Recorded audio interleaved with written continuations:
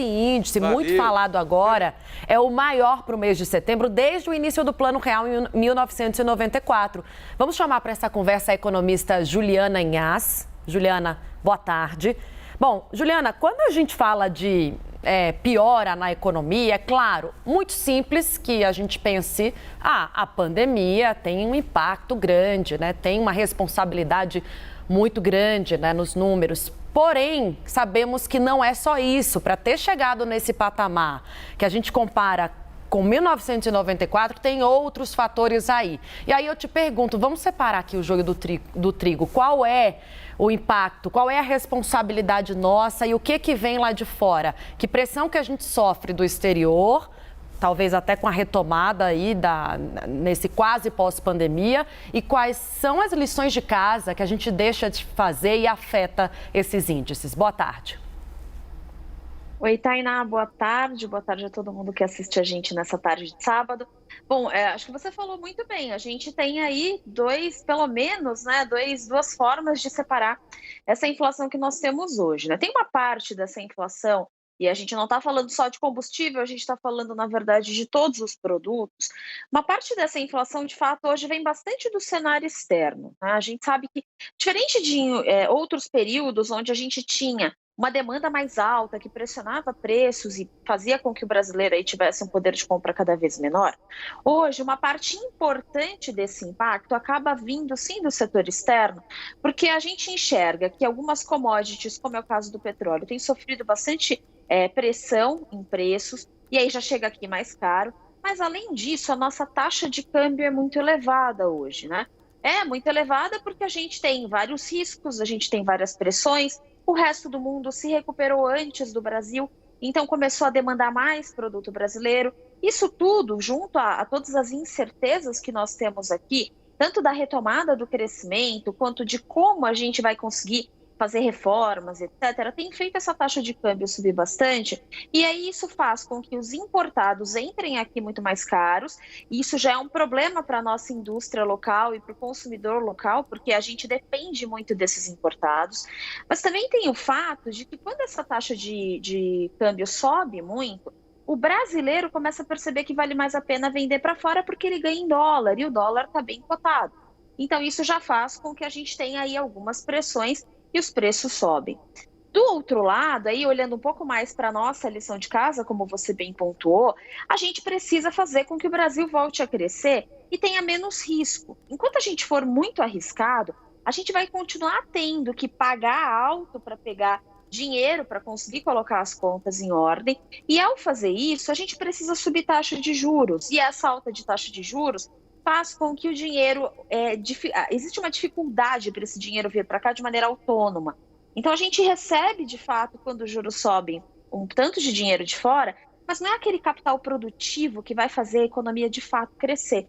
Então a nossa oferta não sobe, as pessoas continuam consumindo, a situação aqui é arriscada, e aí a gente hoje vê esse cenário no qual a gente tem aí uma inflação que tem sido cada vez mais alta, né? Essa prévia aí que saiu ontem do IPCA 15 indica aí uma inflação já de 2 dígitos, né, 10% ao longo aí dos últimos 12 meses, e a gente tem essa configuração no qual o bolso do brasileiro anda cada vez mais curto, né, e o dinheiro cada vez mais curto para conseguir comprar aquilo que é essencial.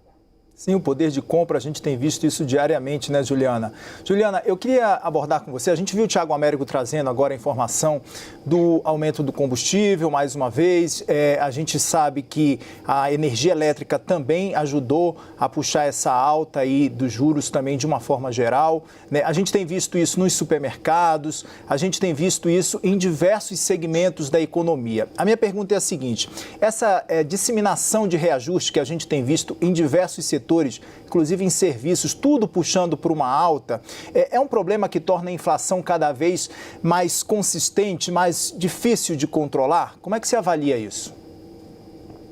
Kenzo, de fato a gente tem outras pressões, né? Você pontuou duas que de fato não estão no nosso controle, né? Então a crise hídrica ela não está no nosso controle hoje, né? Lá para trás ela poderia ter sido de alguma forma evitada, mas entendendo que o cenário que a gente tem hoje, a gente não consegue controlar isso diretamente. A gente tem também, não pode esquecer, que vários produtores quebraram ao longo dos últimos 2 anos, então isso também dificulta bastante essa retomada. Mas indo direto ao ponto da tua questão, sim, a gente vê um efeito que é um efeito muito generalizado. Diferente daqueles momentos, por exemplo, em que a gente tem muita chuva ou pouca chuva num determinado período do ano e a gente vê o tomate ficando mais caro. Nesse momento, o que a gente vê é um efeito aí bem generalizado, porque a gente está vendo pressões em alguns preços que são fundamentais para o funcionamento da economia. Então, é a energia elétrica que faz com que tudo fique mais caro. Então, desde a pessoa que trabalha dentro de uma indústria vai incorrer num custo mais alto, mas aquela pessoa que presta serviço em casa também tem um custo mais alto porque a energia está mais cara. Então, a gente sabe que esses efeitos ou esse aumento de preço, de fato, ele tem se disseminado.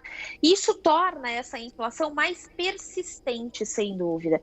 Porque para que a gente consiga ver uma redução desses preços, a gente, na verdade, vai precisar que aquilo que faz, né, o processo aí se desencadear consiga ser controlado, mas vai levar um tempo para que o resto de toda a cadeia consiga entender essa contenção de preços ou entender o sinal que essa primeira melhora, uma eventual melhora, por exemplo, no preço da energia elétrica teria.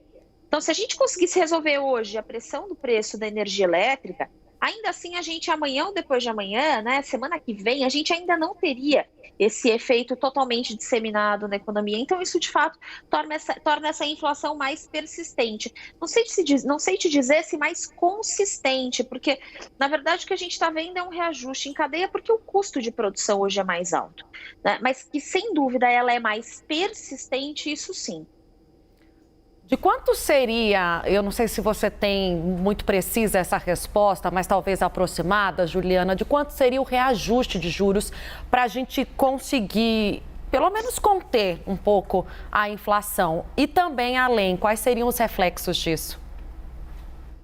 Bom, o que a gente tem visto é que o Banco Central já está fazendo tem um processo de aumento de juros aí já há alguns meses. Esse processo ele é importante para tentar evitar aumentos maiores, mas a gente tem visto que ele não está sendo tão efetivo para jogar essa inflação para baixo, porque quando a gente percebe hoje que o mecanismo do Banco Central é aumentar juros para tentar trazer o capital para o Brasil e conter a taxa de câmbio continua subindo e continua muito volátil.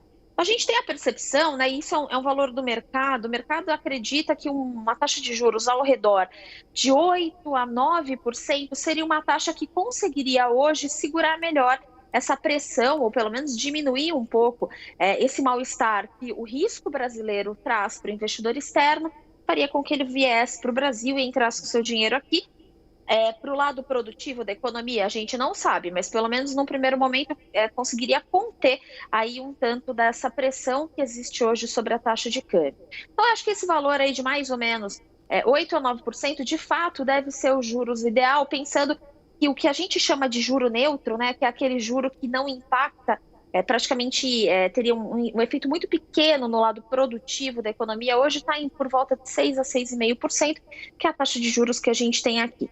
Né? Então, muito provavelmente, uma taxa de 8% a 9%, que é o que o mercado mira, seria aí o ideal, para que a gente conseguisse conter essa inflação. Agora, é muito difícil a gente ter certeza de que, de fato, esse valor seria efetivo, porque, como eu mencionei há pouco, a gente tem muitos riscos nos quais o Brasil está incorrendo nos últimos tempos, né?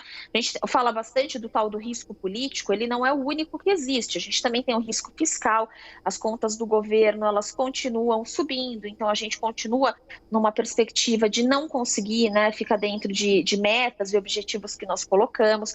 Então isso tudo inclui aí dentro dessa receita um sabor bem azedo. A gente não consegue, na verdade, ter certeza de que a gente vai conseguir conter tudo isso. Mas dentro desse cenário, provavelmente essa taxa conseguiria ser efetiva, ou pelo menos um pouco mais efetiva, para fazer essa taxa de câmbio baixar. A queda dessa taxa de câmbio, as custas de um aumento da taxa de juros, também tem um reflexo negativo para o consumidor e para a indústria. Porque o grande problema é que a gente segura a inflação de um lado, mas aí o custo do crédito para o consumidor está mais alto, então se ele precisar se financiar, ele vai ter que pagar mais.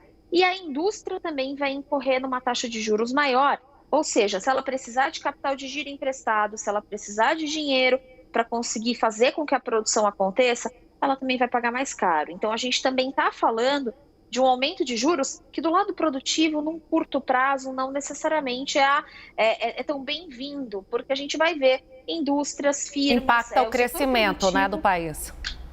Isso mesmo, a gente está vendo uma forma de contenção, de uma forma ou de outra, do crescimento econômico. A gente vê claramente esse concatenamento, né, Juliana, de uma coisa interligada à outra. Juliana, muito obrigado pelas suas informações, pelos esclarecimentos aqui. A gente conversou com Juliana Inhas, economista. Muito obrigado pelas informações e pela entrevista. Obrigada, pessoal. Uma boa tarde a vocês.